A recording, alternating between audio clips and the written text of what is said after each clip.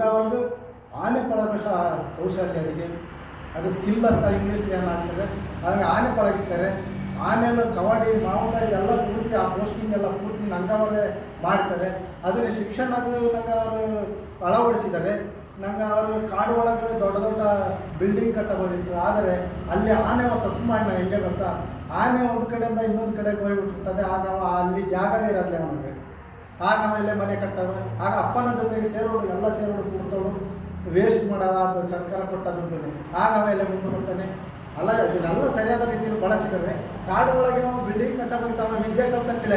1956 ಆಶ್ರಮ ಶಾಲೆಗ ಈಗ ಮಡೆನೂರು, ಆಗ ಎಂತಿದ ನಾಗರಹೊಳೆ, ಆಗ ಕಲ್ಲಾಳ, ಇಲ್ಲೆಲ್ಲ ಶಿಕ್ಷಣ ಆಗಲೇ ಈ ಸರ್ಕಾರ ಕೊಟ್ಟದಿಗೆ.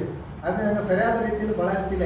ಅಂದರೆ ಸರಿಯಾದ ರೀತಿಯಲ್ಲಿ ಬಳಸ್ತಿಲ್ಲ ಅಂತಂದರೆ ಆಗ ಎಲ್ಲ ಜಾತಿ ಪದ್ಧತಿ, ಆಗ ಜನರು ನಂಗನೆ ಕಂಡ್ರೆ ಫುಲ್ಲು ಹೊರಗಿನ ಜನ ನಂಗೆ ಇಯ್ಯೋದು, ಕೂಲಿ ಮಾಡಿಸೋದು, ಇದೆಲ್ಲನೂ ಕೂಡ ಒಂದು ಕಾರಣ. ಅದನ್ನು ಕೂಡ ಒಂದು ಕಾರಣ ಆಗಿದೆ ಈಗ ನಂಗೆ ಮೇಲೆ ಬರೋದಕ್ಕೆ.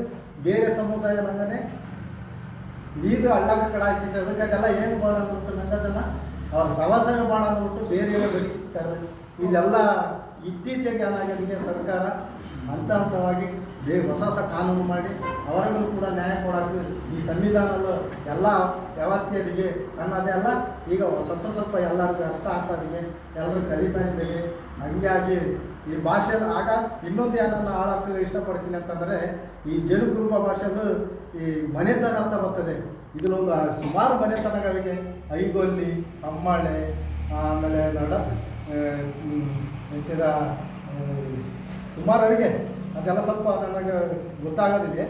ಅಮ್ಮಳೆ, ಐಗೊಲ್ಲಿ, ನಾಣ್ಚಿ, ಆಗ ಜಾಡಲೆ, ಆಗ ಎಂತಿದ ಈ ಕಡೆ ಎಲ್ಲ ಸುಮಾರು ಅದಕ್ಕೆ ನಾನು ಸ್ವಲ್ಪ ಮರೆತು ಬಿಟ್ಟಿದ್ದೇನೆ. ಒಂದು 12-15 ಗಂಟೆ ನಂಗೆ ಇದದಿಗೆ ಎಂತಿದ ಮನೆತನ ಹೆಸರು. ಈಗ ನನ್ನದು ಐಗೊಲ್ಲಿ.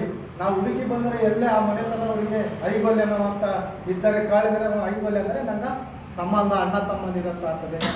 ಹಿಂಗೆ ಬೇರೆ ಬೇರೆ ಜಾಡಲವ, ಅಮ್ಮಳೆವ, ಐಗೊಲ್ಯವ, ಕುತ್ತೂರವ, ನಾಣ್ಚವ, ಆಗ ತೋಪಿನವ, ಜಾಡಲವ ಅಂದೋಡೆಲ್ಲ ಬರಗೂರವ, ಇದೆಲ್ಲ ನಂಗೆ ಸಂಪ್ರದಾಯನ ಅಂದರೆ ನಂಗೆ ಒಂದೊಂದು ಕುರುಬನಗನು ಅದು ಅದರ ಮನೆತನ ಅದಿಗೆ ಅವರೆಲ್ಲೇ